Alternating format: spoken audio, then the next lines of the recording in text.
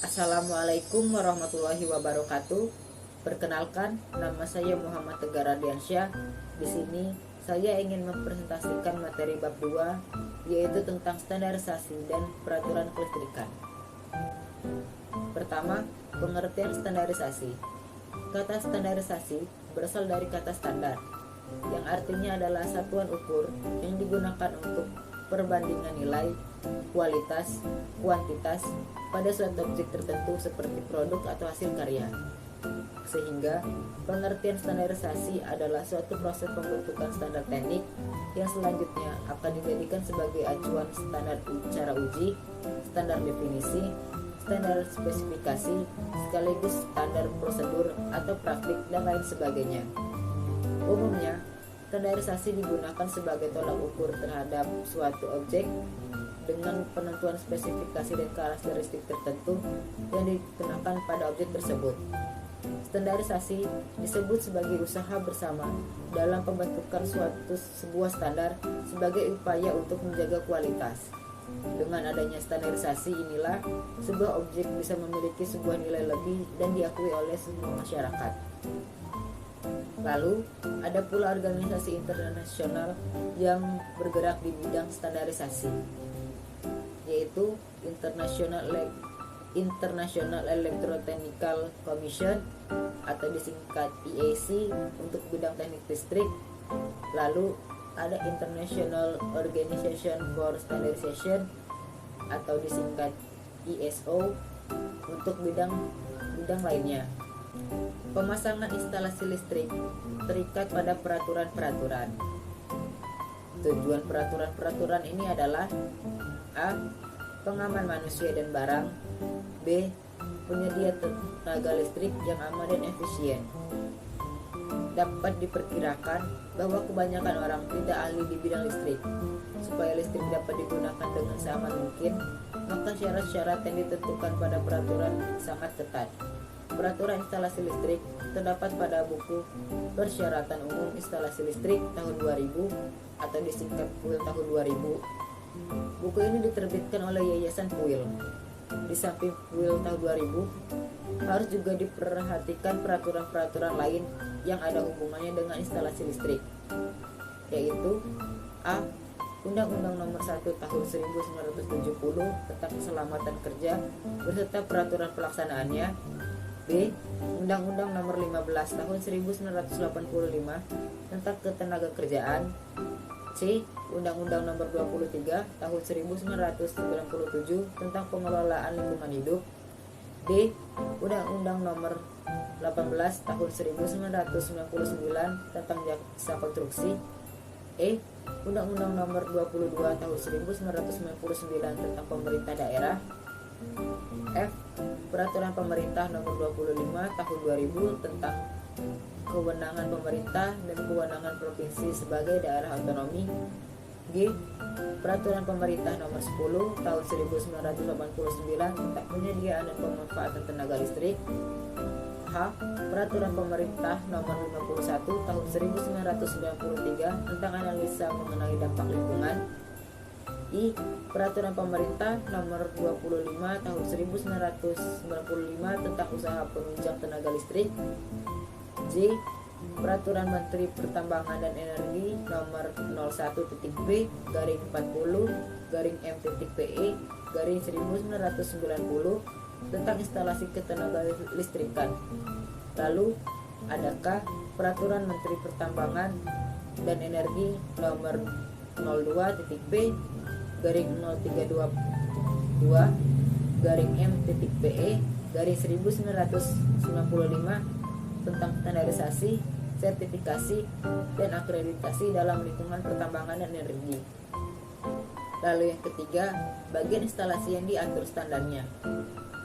Berdasarkan Persyaratan Umum Instalasi Listrik tahun 2011 atau PUIL tahun 2011, ada banyak hal terkait instalasi listrik yang distandarkan oleh Kementerian ISDM. Secara umum, berikut adalah beberapa aspek yang perlu diatur. A. Proteksi untuk keselamatan atau proteksi terhadap arus termal, titik listrik, arus gangguan, arus lebih, dan lain-lain. B. Pemilihan perlengkapan listrik. C. C. Pemasangan dan verifikasi instalasi listrik. D. Ukuran dan jenis kabel maupun konduktor. E. Batas suhu. F. Drop voltage. G. Sambungan konduktor paralel. H. Arus pengenal gawai pengendali. I. Arus pengenal jenis gawai proteksi. J. Arus pengenal gawai proteksi. K. Pembatas arus gangguan. L. Saklar dan pemutus sirkuit. M. Perhitungan kebutuhan maksimum di sirkuit utama maupun cabang. Lalu ada N. Jumlah titik beban dalam tiap akhir sirkuit.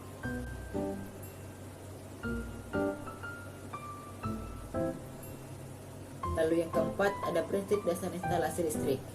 Yang pertama ada safety atau keamanan.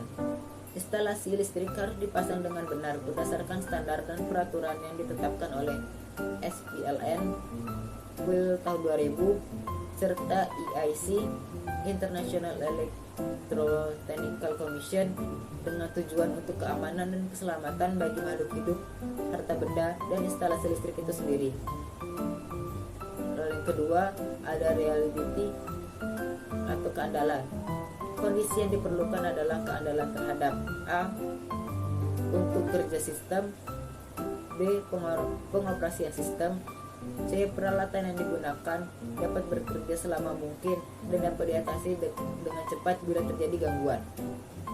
3. Accessibility atau kemudahan. Kondisi yang harus dicapai adalah kemudahan terhadap A. Pengelolaan, perawatan, dan perbaikan sistem. B. Pemasangan dan penggantian peralatan sistem. C. Pengembangan dan perluasan sistem, kemudian supaya tidak memerlukan skill tinggi, cepat, dan tepat dalam pemasangan peralatan sistem, serta mudah dalam melaksanakan perawatan dan perbaikan sistem. Lalu yang keempat ada availability atau ketersediaan, berkaitan dengan kemungkinan pengembangan ataupun perluasan proses kontrol atau mesin yang meliputi ketersediaan terhadap A. Alat. B. Tempat atau ruang. C. Daya. Lalu yang kelima ada impact of environment atau pengaruh lingkungan. Perencanaan sistem instalasi listrik harus mempertimbangkan dampak yang terjadi pada lingkungan sekitar di mana sistem instalasi dipasang, yaitu meliputi A. Pengaruh lingkungan terhadap peralatan. B. Pengaruh peralatan terhadap lingkungan. C. Bila peralatan listrik dipasang pada lingkungan tertentu, harus dipertimbangkan apakah peralatan itu mempunyai pengaruh negatif terhadap lingkungan sekitarnya. D. Bila kemungkinan mengganggu atau merusak lingkungan, maka harus dirancang agar pengaruh negatif yang ditimbulkan oleh peralatan listrik dapat dihilangkan atau diperkecil.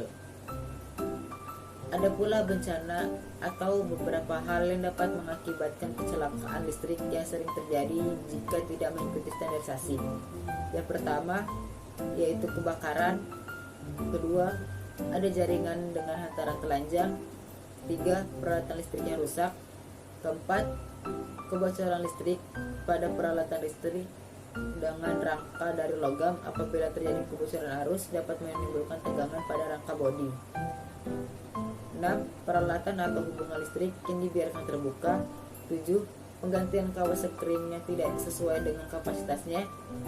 8. Penyambungan peralatan listrik pada kotak kontak dengan kotak tusuk atau steker lebih dari satu atau bertumpuk. Ada pula beberapa rambu-rambu kelistrikan, diantaranya awas bahaya sentuh, awas bahaya strum, dilarang mendekati area tegangan tinggi, bahaya listrik tegangan tinggi, awas isolator telanjang. Sekian presentasi dari saya.